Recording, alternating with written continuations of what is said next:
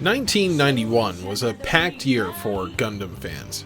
Gundam F91 graced theaters with its attempt to launch a new era of the franchise in March, and only 2 months later, the first 2 episodes of a brand new OVA would be released.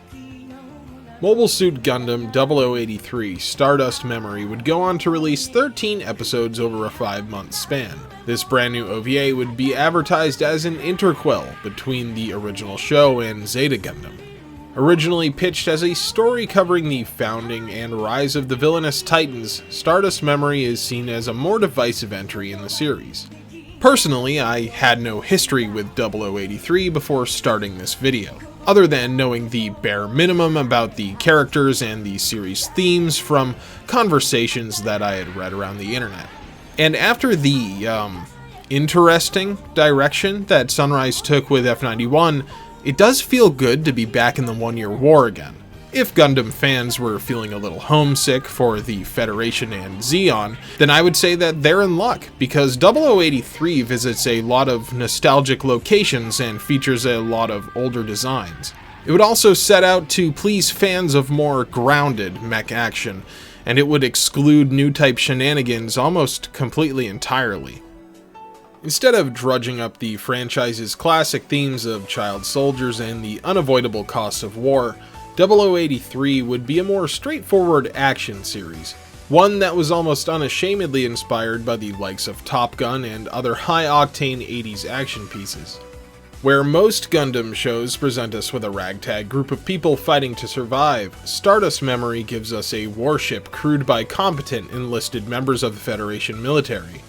Even our main character, Ko, is one of the oldest protagonists so far, being a 19-year-old Academy graduate and mobile suit test pilot. This all adds up to make a series with a much different tone than many who are familiar with the series expected, which is probably why the series has middling reviews to this day. So let's take a look back at what some still call Top Gundam, and see how history has treated this early 90s OVA.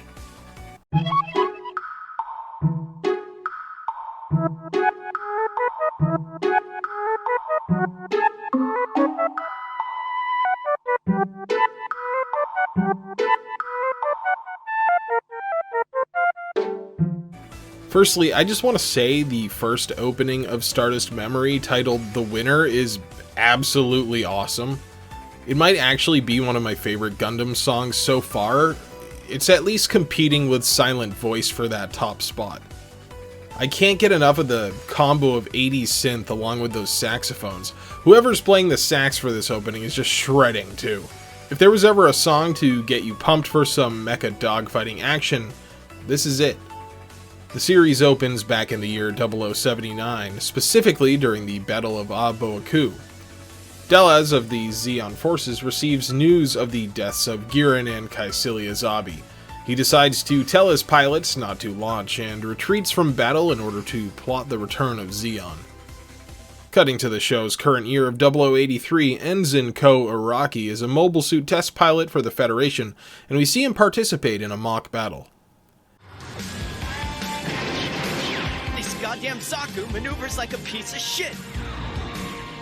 In a change of pace for the series, Ko is not only an adult, being 19 at the time the show takes place, he's also an active member of the armed forces and trained to pilot a mobile suit right from the beginning. His design reflects his age rather well, being generally taller than other Gundam protagonists. He's probably closest to Seabook from F91, but I think he lacks a little bit in the maturity department.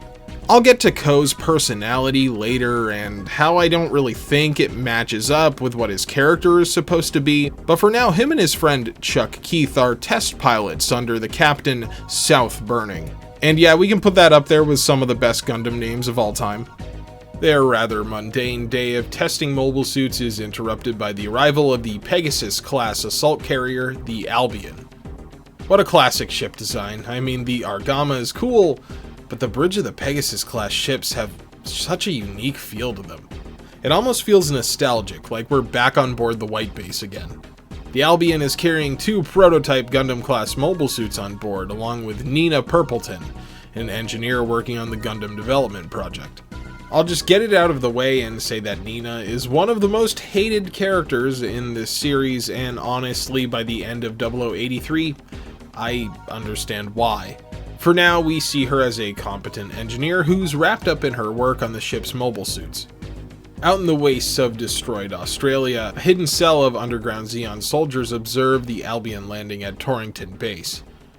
These remnant fighters have a mole inside the base, and he steals a Federation officer's uniform, presenting it to our series antagonist, Anavel Gato.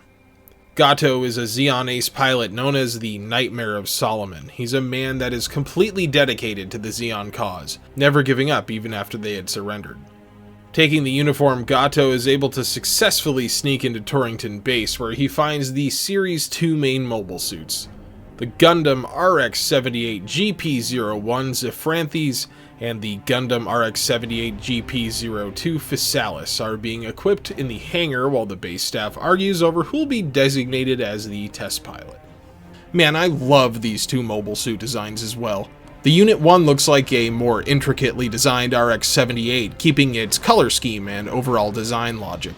The suit looks heroic, and by this point they had really ironed out the proportions for the arms and legs. Where the original Gundam looks like a prototype, this one looks like it's designed for conflict.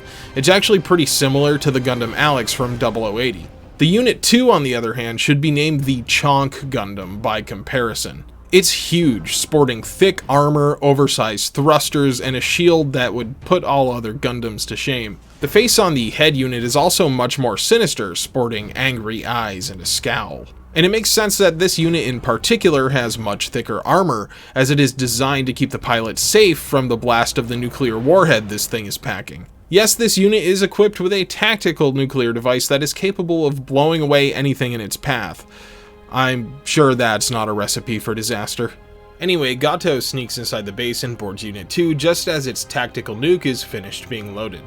He then proceeds to steal it rather easily, with Ko launching the Unit 1 in an effort to stop him. Thus, Episode 1 of the OVA ends, and I do have to say that Stardust Memory has an incredibly strong foundation to start with. A show starring trained pilots pulling off daring military missions is something that we haven't seen yet, and Gundam seems like a great franchise to pull that type of story off. Having the 2 rival pilots of the opposing sides both operating a Gundam also lays the groundwork for some awesome mobile suit battles. Even Ko and Nina's relationship is hinted at in the scene in the mess hall, with her being sort of charmed by Ko's knowledge of machinery. So I'd say this is a really great episode 1, and if the rest of the series had kept up to my expectations set by this episode, it probably would have been one of my favorite pieces of Gundam media.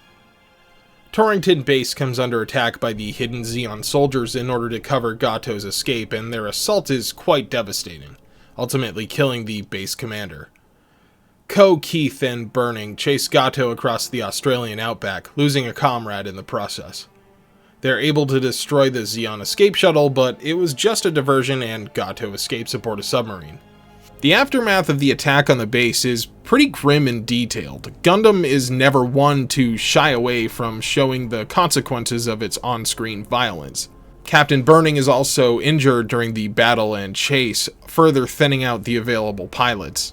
Of course, the Federation is concerned that Gato will use the stolen nuke on their home base at Jaburo and orders the Albion and Captain Synapse to track down the Unit 2. Admiral Cohen basically gives the Albion almost complete autonomy to carry out this mission, as there is a Federation naval review coming up and the fleet cannot spare any more resources. However, 3 veteran pilots arrive aboard the Albion to help in the recovery mission. Bernard Mancha, Alpha A. Bate, and Chap Adele are 3 veterans of the One-Year War and former squad mates of Burning. These guys seem like a great addition at first, vets that aren't as optimistic as Ko and Keith. Maybe they're a little jaded and battle-hardened and eventually become mentors to the 2 young pilots. Wishful thinking on my part, unfortunately, as the only one of them that has any real major screen time is Mancha, and in my opinion that's not really a good thing. Mancha is one of my least favorite characters in the entire series so far. He's brash, abrasive, a womanizer, and he refuses to see the potential in Ko as a pilot. Honestly, all of that is totally fine. I understand that Mancha is a combat veteran and he's not thrilled with losing out on piloting the Gundam Unit 1 to an ensign, but he never has any growth throughout the series. His constant hitting on Nina and his near constant sexual harassment of almost every other female member of the crew really starts to grate on my nerves by the midsection of the show. And all of it would be fine if it meant anything. Mancha never really grows or changes at all, and in the end he doesn't even really have a big impact on the plot. So him being a grating stereotype just doesn't really go anywhere. There's no payoff. He's just there to be a 80s machismo stereotype. His squad mates Alpha and Chap barely have any screen time or lines, as they're usually assigned to a different squad of mobile suits and are off doing something else. I think Alpha does something impressive off screen at one point because he gets promoted along with Ko, but we don't see it, so it's kind of hard to care about him. Besides the fact that his name is Alpha Bait, which is pretty cool, Chap doesn't really do anything and is just there. I honestly can remember like one line he has in the entire show. Mancha is annoying as hell, but at least he has a personality. Hey there, just taking a little unscripted break from the video to tell you that I do a lot of work on this channel, and if this is your first time watching or taking a look at the channel in general, and you like what you see, you should absolutely hit that subscribe and like button. I put out about 25 to 30 minute videos once a week talking about video games and anime, generally retro stuff, but also some newer stuff as well. So if that's the sort of thing you like, and you've liked this video so far, don't cheat yourself out on a chance to subscribe to my channel for free and make me feel more important. Thank you, and back to the video. Ko ends up taking on Mancha in a mock battle in order to win the right to go on the pursuit mission. Mancha blames Ko for letting the Unit 2 escape, but I also get the feeling that he doesn't like Ko just because he wants to hit on Nina. It's pretty petty, and luckily Ko comes out on top.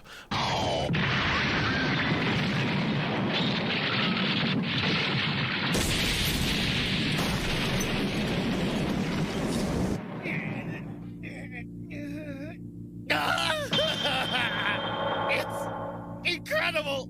I lost to that kid! I did it. But they both get thrown into solitary confinement for 1 week for being dumb. Oh man, I miss how often people got thrown into solitary in the original Gundam. It almost becomes a trope at a certain point, and transfers over into other mecha shows like Eureka 7. Burning is then made commander of the Albion's mobile suit forces, and with the decision being up to him, he ultimately assigns Ko as the pilot of the Gundam Unit 1, with Keith and Mancha as his squad mates. Which doesn't stop him from doing stupid shit, like turning off runway lights while Ko is trying to land in the Albion's hangar. I mean, at what point are you just sabotaging the mission because you're an unlovable asshole that has no luck with women, eh, Mancha? Orville, the Zeon mole, is found out and attempts to escape the Albion in a stolen core fighter, only to be shot down. He plays right into the Albion's hands and leads them to a nearby abandoned diamond mine.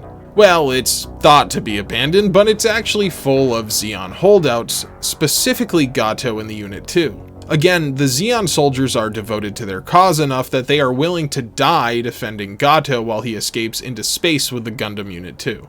Gato immediately goes to present the Gundam Unit 2 to Delaz, who is now Lieutenant General in command of the entire fleet, laying in wait to spring their plan. We also meet another Zeon commander, Shima Garahao, who immediately butts heads with Gato, but ultimately adds the ships under her command to Delaz's numbers. Delaz makes a formal declaration of war against the Earth Federation using the Gundam Unit 2 and its fully equipped nuclear warhead as proof that the Federation are building up their military. The Albion makes it to space in pursuit of Gato and finds itself under attack by Zeon mobile suits. Ko, being a little too dense to listen to anyone else, decides to launch in the Gundam Unit 1, despite being told that it isn't prepped for space combat and being aware that he can use Burning's GM instead. Again, just a bad decision that leads to him getting absolutely decimated in combat, the Unit 1 being heavily damaged. And when I say heavily damaged, good god, this thing gets beat up. The armor's thick enough to withstand Shima's rifle, but by the time Burning breaks his own cast off and flies out there to intervene, the Gundam is basically falling apart. Even when Ko is able to basically fall into the hangar, the Unit 1's leg just snaps off. He falls into the emergency netting and the hangar crew are able to eject Ko from the cockpit. Despite Ko's bad decision making, this episode is actually really good. It's super tense, and a lot of that is owed to how immersive this show actually is. Stardust Memory makes the mechs feel like they should. Large tanks or jets that have a ton of momentum and weight. I mean, people who are big tank nerds probably would love 0083. The audio goes a long way to sell that immersion as well. Whenever we get the pilot shots of characters in the cockpit, it's accompanied by a low hum that's produced by the mobile suit. And every different model of mobile suit creates its own unique background noises. It really sells the world, and this OVA is the best at that so far. Pilots' voices are also heavily filtered while wearing helmets, and the sound of the weaponry is notably punchy. For a show that sets out to put mobile suit combat on display, it does a very good job. This leads Ko to spiral into a little pout session and beat up a trash can while the Gundam is being repaired in the lunar city of Von Braun. He then gets beat up in an alleyway before being taken in by a junkyard worker named Kelly Lasner. Ko wakes up to see that Kelly is rebuilding a mobile armor in his warehouse, and that he lost his arm during the 1-year war. Ko feels useless after almost getting the Unit 1 destroyed and even mulls over deserting. Everyone looks for Ko and Nina eventually finds him, but he tells her he can't return yet as there's something he has to do. He sees Della's speech on TV and decides to stay with the Federation, but first he wants to help Kelly complete his mobile armor. We do learn that Kelly Lasner was a Zeon pilot during the 1-year war, and he's repairing the armor to take part in Operation Stardust. Ko and Kelly take part in a montage that features the ending song, and, it's a little inappropriate here, unless they're trying to imply that Ko and Kelly are developing romantic feelings for each other while bonding over the armor. You got one hell of a mean punch.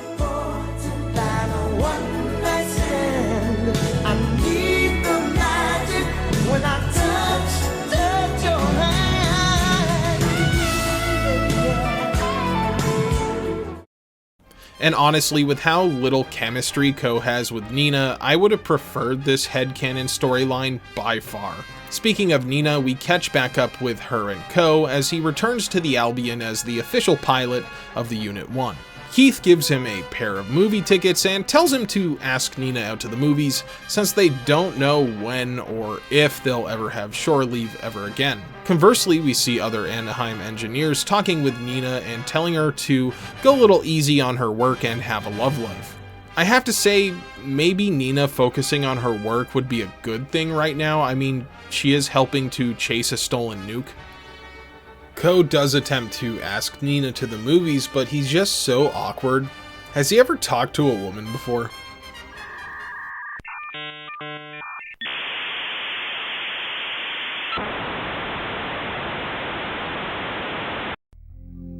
Also, up until this point, Nina's been a fine character, if a little unremarkable as a romantic foil to Ko, but at the end of episode 7, she just becomes a detriment to the show overall, and I understand why people hate her. Kelly is offered gold bars by a Zeon officer in return for his mobile armor, as Shima doesn't think he can pilot it due to only having one arm. This leads him to get pissed off enough that he launches the armor himself to challenge the Gundam to a duel. The mobile suits aboard the Albion get scrambled and Ko ends up having to destroy the mobile armor, killing Kelly in the end. While all of this is going on, Nina is told that she's going to be transferred off of the Albion. This causes her to get really pissed off and steal a shuttle right in the middle of the battle. She gets blasted accidentally, and instead of floating off into space, we next see her aboard the Albion's bridge, with the reasoning that as an autonomous ship, Captain Synapse can let anyone he wants aboard. I also think there's a huge missed opportunity here for some character development on Ko's part.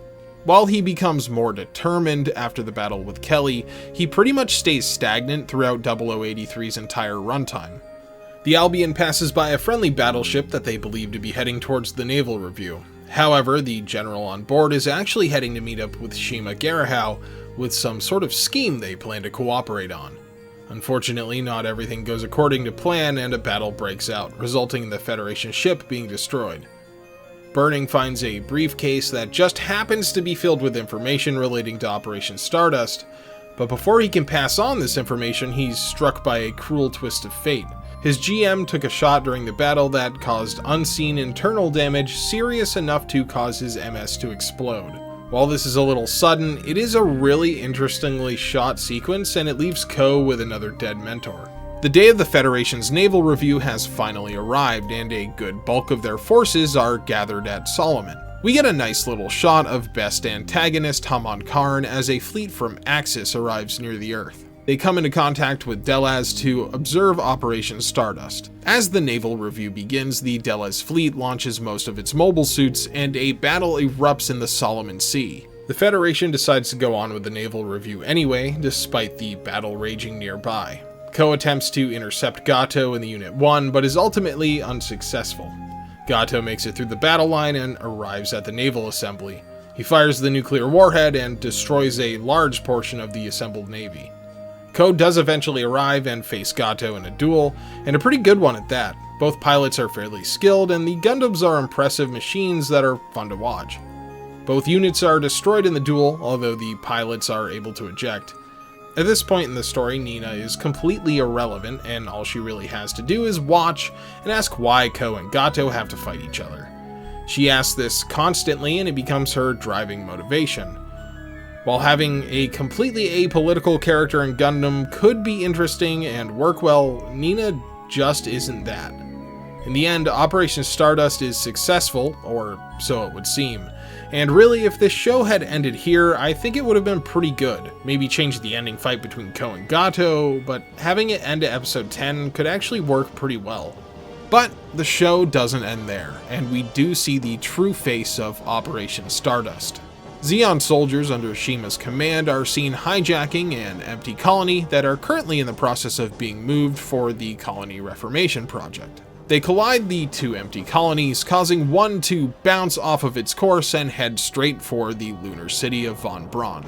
The Albion arrives at the Levian Rose in order to pick up the newly revealed Gundam RX-78 GP-03 Dendrobium. The names in this show never fail to impress.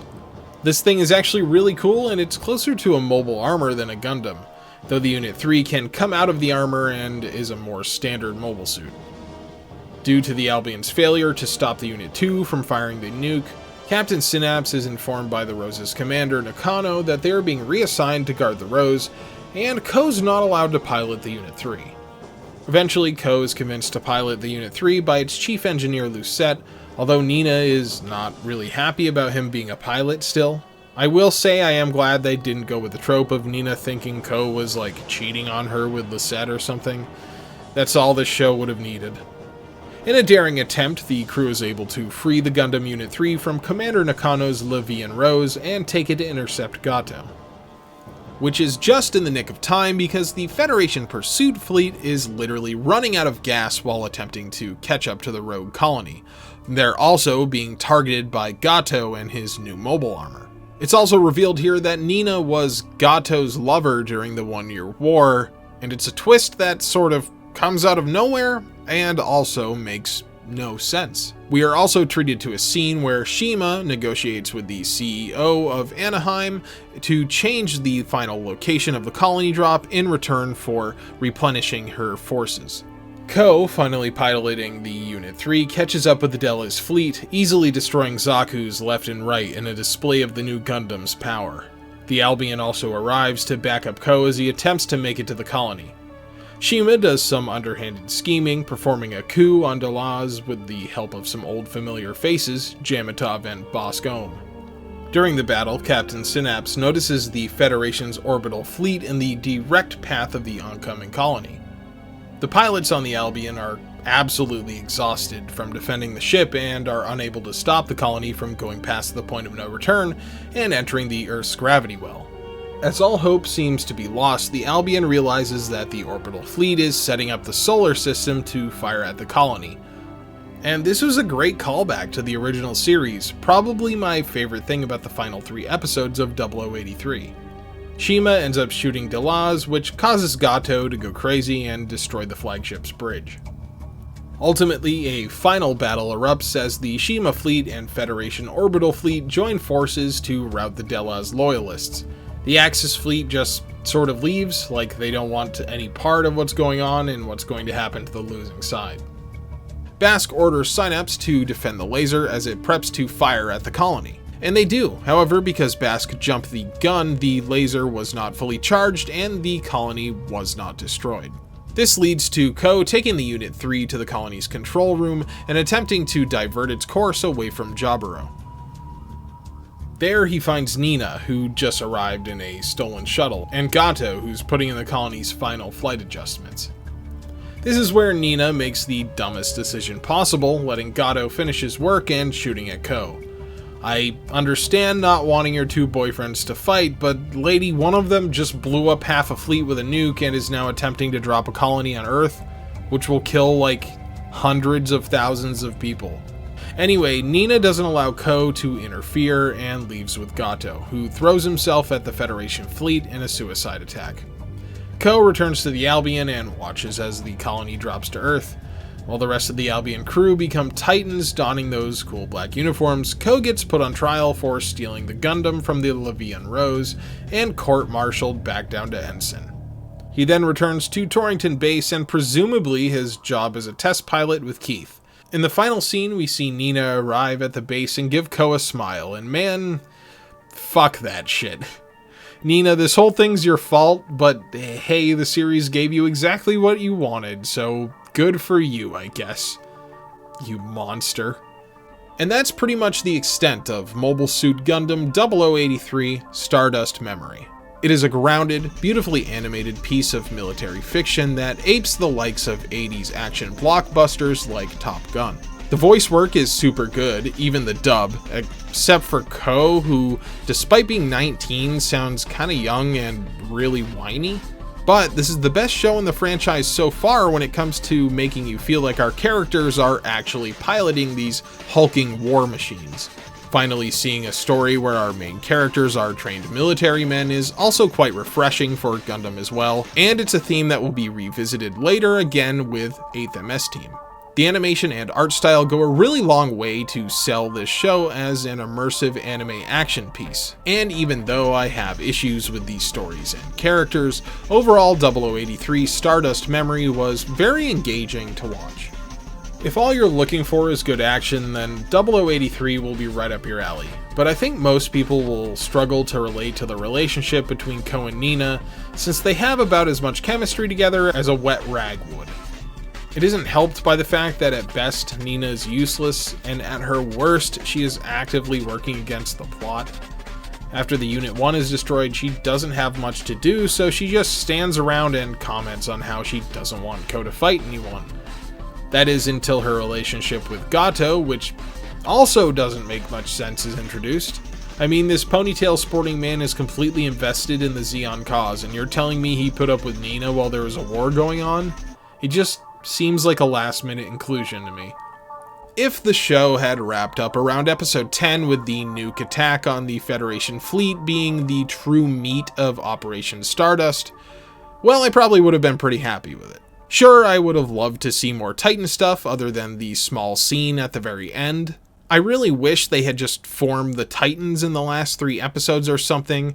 I mean, that is essentially what happens, but I think people were really looking forward to a more direct tie-in to Zeta Gundam. The character development is seriously lacking as well. Someone like Mancha, who is introduced as a womanizing veteran ace pilot, and is grating to be around, is fine and dandy as a character, but it really only pays off if he grows, or if something at least happens with him. Not to mention the other 2 guys that showed up with him in the final stretch of episodes, they just sort of disappear and do nothing. So yeah, all in all, Stardust Memory is a pretty good show that's fun to watch and is engaging, but it heavily outstays its welcome and it's missing some of the Gundam magic that the rest of the series seems to pull off, even with its more divisive entries. Next time I'll be talking about the first full series in a while, Mobile Suit Victory Gundam, and boy will I have a lot to say about that one. See you then!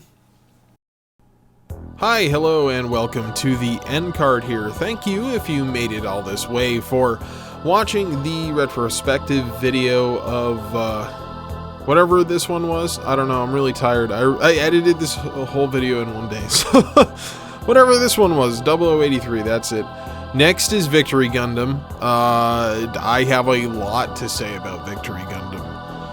And I'm not done watching it yet. I'm only about halfway through, and that's what I kind of wanted to bring up in this end card was in the future when there are like multiple 50 episode series, but right after another, like G Gundam and then Wing, it's obviously going to take me more than 1 week to make those videos each because they're so long. There's just so much time watching the whole anime. So in the weeks between the Gundam episodes, there's going to be other anime stuff or gaming stuff. This is obvious if you look on the channel. I just wanted to give everyone a heads up, which means next week is a non-Gundam video, but it is a mecha anime and it's one that was on the poll. So I'm looking forward to that. Thank you again, and we will see you all next time. Goodbye.